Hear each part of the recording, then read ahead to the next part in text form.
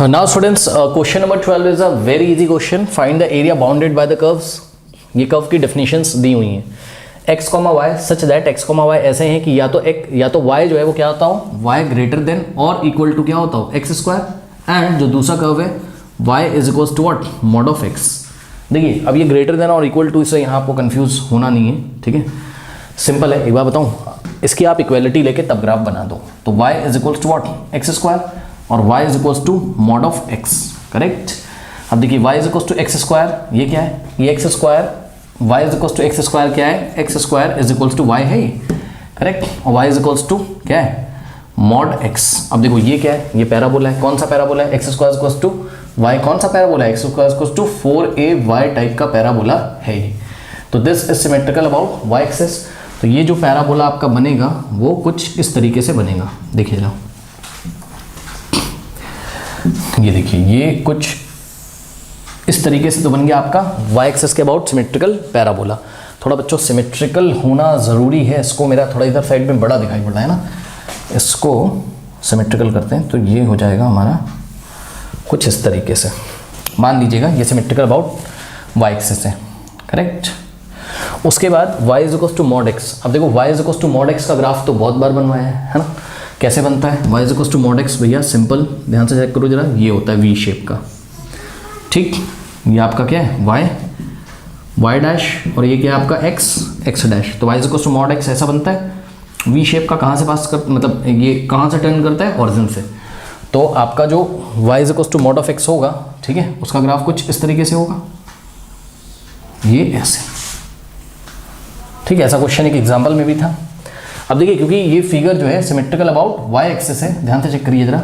मेरा तो देखने में थोड़ा छोटा बड़ा लग रहा होगा यहाँ पे फिगर, बट आप ध्यान से चेक करिए, जो मॉडुलस फंक्शन होता है वो भी y एक्सिस के अबाउट क्या होता है, सिमेट्रिकल होता है, मतलब y is equals to mod of x। और x square equals to y वाला फिगर भी y एक्सिस का क्या है, सिमेट्रिकल है। तो area bounded between these two curves, यानी कि ये वाला जो रीजन है एरिया, ये वाला देखिए, ये वाला जो पोर्शन है ना, ये इसके इक्वल होगा। तो बस कुछ नहीं करना आपको, एक रीजन निकाल लीजिए ये वाला, करेक्ट, और उसको 2 से मल्टीप्लाई कर दीजिए तो रिक्वायर्ड एरिया यहाँ पे आपका आ जाएगा। इसके लिए आपको क्या करना पड़ेगा, ध्यान से चेक करिए, इसके लिए आपको कर्व सॉल्व करना पड़ेगा। कौन कौन सा आपको सॉल्व करना पड़ेगा, y is equals to mod of x और x इक्वल्स टू y। तो आपके पास जो फर्स्ट इक्वेशन है वो क्या है, x square is equals to y है, ये पैराबोला की इक्वेशन है। और सेकेंड जो आपको गिवन है वो y is equals to mod of x given है, y is equals to mod of x। अब सुनो जरा ध्यान से, एक बात मैं आपको यहाँ पे खास बताता हूँ, देखो ध्यान से समझो ना। देखो मॉड ऑफ x की कितनी, मॉड ऑफ x की आपकी जो डेफिनेशन होती है वो तो सभी को पता है, कई बार बता चुके हैं। मॉड ऑफ x क्या होता है आपका, x होता है कब, when x is greater than equal to what 0। जब x 0 हो या क्या हो, पॉजिटिव हो, तो मॉड ऑफ x क्या हो जाता है आपका, x हो जाता है, ठीक है। और इसी तरीके से जब आपका x इज लेस देन 0 हो तो मॉड ऑफ x क्या आता है आपका, माइनस x आता है, करेक्ट। तो यानी कि y is equals to mod of x दिया हुआ है, तो इसके दो केसेस बनेंगे, ठीक है। पैराबोला तो आपका सिंपली यही रहेगा आपका क्या, ओके, तो पैराबोला तो आपका x square equals to y ही रहेगा, करेक्ट। और y is equals to mod of x, इसके दो केसेस बनेंगे। तो केस वन में ध्यान से चेक करिए, x square is equals to y, okay. और केस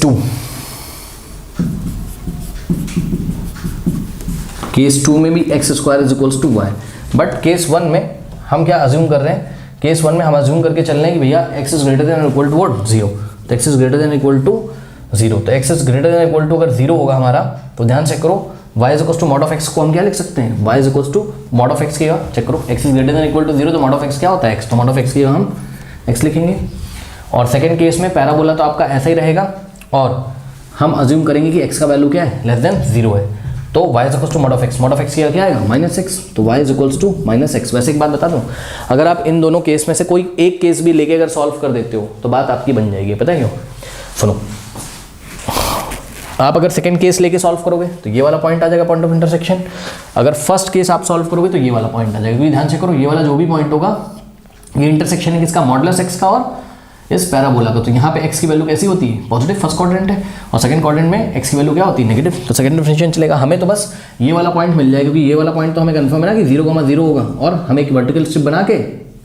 उसको इंटीग्रेट कर देंगे विद इन द लिमिट, ये ओरिजिन ओ है और ए, और ए के बीच में स्ट्रिप के एरिया को इंटीग्रेट कर देंगे तो बात हमारी बन जाएगी, फिर 2 से मल्टीप्लाई कर देंगे। फिर भी दोनों को सॉल्व करके मैं आपको दिखा देता हूँ। अब ध्यान चेक करो, y इक्वल्स टू एक्स है तो यहाँ रख दो केस 1 में, तो केस 1 से अगर हम सॉल्व करेंगे तो क्या आ जाएगा, ध्यान से चेक करिए जरा, y इक्वल्स टू एक्स यहाँ रखिए तो क्या हो जाएगा, x square is equals to y की जगह x पुट करोगे, अब ये वाले x को लेफ्ट में लेके आओ तो x square minus x is equals to 0, तो यहाँ से x कॉमन ले लोगे तो x minus 1 is equals to 0, तो x into x minus 1 is equals to 0, या तो x 0 होगा या तो x माइनस 1 0 होगा, यानी कि x अगर 0 होगा या x माइनस 1 0 होगा, x माइनस 1 0 होगा तो x 1 हो जाएगा, x अगर 0 है तो y कितना हो जाएगा, फर्स्ट केस चल रहा है, x अगर 0 है तो y भी कितना हो जाएगा, 0 हो जाएगा, तो y भी आपका क्या हो जाएगा 0, x अगर 1 है, x अगर 1 है तो y भी 1 हो जाएगा, तो y भी 1 हो जाएगा, यानी कि आपको जो पॉइंट्स मिले 0,0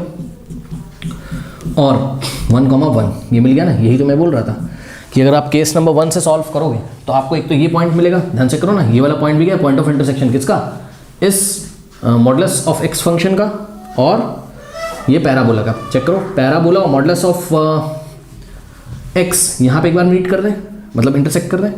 ठीक, तो एक तो ये पॉइंट मिलेगा 0,0 और दूसरा मिलेगा 1,1, तो ये वाला जो पॉइंट है वो मिलेगा आपको 1,1।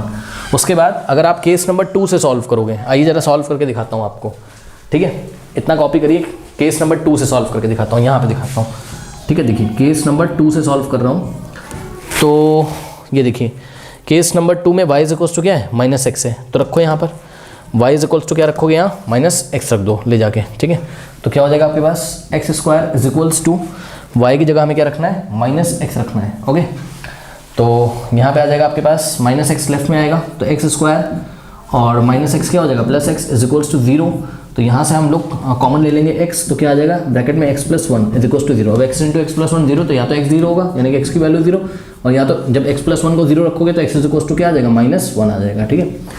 तो यहाँ से x की आपकी 2 वैल्यूज़ आ गई, तो y की भी ऑब्वियसली 2 वैल्यूज़ आएंगी, आइए ज़रा देखते हैं क्या क्या आएंगी केस नंबर 2 में, तो ध्यान चेक करो केस नंबर 2 में x कितना आया है यहाँ पे 0 और -1, ठीक है, तो अगर x 0 हो जाए तो सोचो y भी कितना हो जाएगा, y is equals to x square है यानी कि y is equals to 0 square 0, तो y भी कितना हो जाएगा 0, और उसके बाद अगर हम क्या रखें, x की वैल्यू -1 रखें, तो x की वैल्यू मैं -1 रखूँ, अगर x हम क्या रखें -1 रखें तो y कितना हो जाएगा -x यानी कि माइनस ऑफ -1, भाई x की जगह -1 रखो माइनस प्लस, तो y की वैल्यू क्या हो जाएगी, प्लस हो जाएगी, तो एक पॉइंट मिला 0,0 वो तो ये रहा, और दूसरा पॉइंट क्या है -1,1, तो ध्यान चेक करो -1,1 यहाँ कहीं आपको मिलेगा, -1,1, ठीक है, तो मैंने आपको ये वाला दोनों पॉइंट ऑफ इंटरसेक्शन निकाल के दोनों केसेस से आपको मैंने यहाँ दिखा दिए हैं, ठीक है ना, आपकी मर्जी, अगर आप ओनली केस 1 से करते हैं तो आपको ये वाला पॉइंट मिल जाता, आपकी बात बन जाती, क्योंकि आप क्या करते हैं यहाँ पे एक वर्टिकल स्ट्रिप लेके, ठीक है, यहाँ पे, और simply area of region this वाला निकाल के इसको 2 से मल्टीप्लाई कर देते, आपका आंसर आ जाता, ठीक है ना, इतना कॉपी करिए, फिर मैं आपको आगे बताता हूँ, कर लीजिए। ना स्टूडेंट्स फर्दर सॉल्व करते हैं, तो यहाँ एक वर्टिकल स्ट्रिप ली, इसका टॉप पॉइंट P और बॉटम पॉइंट क्या हो जाएगा Q। अब ध्यान से चेक करो, इस स्ट्रिप की वर्टिकल स्ट्रिप है और P के कोऑर्डिनेट्स अगर आपने अज्यूम किए हैं x1, y1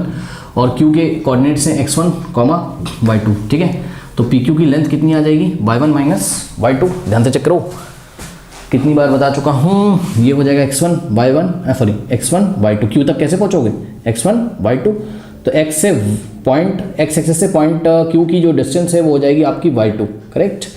और x एक्सिस से पॉइंट P की जो डिस्टेंस है P तक कैसे पहुँचोगे, x1 y1, तो ये जो डिस्टेंस है वो कितनी होगी आपकी y1, तो PQ की लेंथ हो गई आपकी कितनी, y1 में से y2 आप माइनस कर दो, तो PQ रेक्टेंगुलर स्ट्रिप है तो इसकी लेंथ हो जाएगी आपकी कितनी, y1 माइनस y2, करेक्ट, और इसकी विड्थ कितनी हो जाएगी, इसकी विड्थ हो जाएगी आपकी dx, करेक्ट, तो इसको इंटीग्रेट करना है हमें कहाँ से कहाँ, ध्यान से चेक करो, जब ये स्ट्रिप लेफ्ट टू राइट चलेगी तो टॉप पॉइंट P मूव करेगा कहाँ से कहाँ, O से A के बीच में, तो O के x कोऑर्डिनेट कितना है 0 और A का x कोऑर्डिनेट कितना है 1 है, करेक्ट। अब ध्यान से चेक करिए, ये तो आपने एरिया निकाला इतने पोर्शन का, और टोटल एरिया जो भी रिक्वायर्ड है आपको इस एरिया को 2 से क्या करना पड़ेगा, मल्टीप्लाई, तो इसको 2 से मल्टीप्लाई करेंगे तो हमारे पास जो भी रिक्वायर्ड एरिया है वो आ जाएगा, ठीक है। अब ध्यान दें y1 कहाँ लाई कर रहा है, तो बहुत ध्यान से चेक करिए, ये जो y1 है, ठीक है ना, ये लाई कर रहा है इस मॉडुलस फंक्शन पे, लेकिन ध्यान दें स्टूडेंट्स, मॉडुलस फंक्शन की definition y is equal to mod of x है, और पॉइंट P कहाँ है, फर्स्ट क्वाड्रेंट में, तो फर्स्ट क्वाड्रेंट में इन फर्स्ट क्वाड्रेंट आपको पता है कि भैया x होता है ग्रेटर देन 0। x अगर पॉजिटिव होता है तो मॉड ऑफ x क्या होता है, x होता है। तो मॉड ऑफ x की, क्योंकि x पॉजिटिव तो मॉड ऑफ x की जगह हम x लिखेंगे। बात समझ में कि नहीं? तो फर्स्ट क्वाड्रेंट में जो y की वैल्यू आप निकालोगे, बात समझो रहा है, यानी कि y1 चेक करो ना भैया, y1 कहाँ आ रहा है, मॉड ऑफ x पे ना। ये किसका ग्राफ है, y is equals to mod of x का, लेकिन हम यहाँ पर y is equals to x लिख सकते हैं। क्यों? क्योंकि ये जो पॉइंट P है ये कहाँ लाई कर रहा है, फर्स्ट क्वाड्रेंट में। फर्स्ट क्वाड्रेंट में x की वैल्यू क्या होती है, ग्रेटर देन 0 यानी कि पॉजिटिव, तो मॉड ऑफ x किया x लिखेंगे, यानी कि y1 जो कि मॉड ऑफ x पे लाई कर रहा था, तो हम क्या करेंगे 0 to 1, और y1 की जगह हम क्या लिख सकते हैं x, क्योंकि y1 की वैल्यू मॉड वाले फंक्शन से निकालेंगे x के टर्म्स में, ठीक है। तो y1 की वैल्यू हमने कितनी लिखी, x माइनस अब y2। अब ध्यान से करो, ये जो y2 है आपका, ठीक, ये लाई कर रहा है, मतलब पॉइंट Q के जो कोऑर्डिनेट्स हैं x1 y2 लाई कर रहा है कहाँ, पैराबोला पे, और पैराबोला से आप एक काम करिए, y की वैल्यू निकाल लीजिए। तो y इज इक्वल्स टू क्या था, x स्क्वायर, तो y इज इक्वल्स टू क्या रखेंगे यहाँ, x स्क्वायर रख देंगे। अब इसको हम लोग सॉल्व कर लेते हैं, करना कुछ नहीं है इसमें। तो जो भी आंसर आएगा इसका उसको 2 से मल्टीप्लाई करेंगे, तो हमारा टोटल एरिया एक साथ ही में निकाल लेना। तो x का integration x square by 2 minus x square का क्या होता है, x क्यूब बाय 3, और इसमें लिमिट लगेगी आपकी क्या, 0 to 1, करेक्ट। तो ये हो जाएगा 2 इंटू, अब ध्यान दो अपर लिमिट, तो इस फंक्शन में जहाँ जहाँ x आ रहा है 1 रखेंगे, तो 1 का स्क्वायर क्या होता है 1/2, माइनस जहाँ जहाँ x आ रहा है 1 रखेंगे, 1 का क्यूब 1/3 हो गया upper limit, minus lower limit. तो इस फंक्शन में जहाँ जहाँ x है 0 रखेंगे, 0.2 और 0.30, तो लोअर लिमिट का कोई मतलब नहीं है, उसको छोड़ देंगे हम। अब ध्यान से चेक करिए, इसको हम लोग सॉल्व कर लेंगे, तो 2 इंटू अंदर देखिए 2 और 3 का एलसीएम आ जाएगा आपके पास 6, 3 इधर मल्टीप्लाई होगा, 2 इधर, 3 माइनस 2 कितना होता है 1, ठीक है। 2 इंटू 1/6, तो 2 into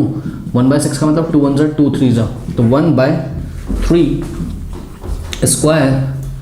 units is your required area, okay।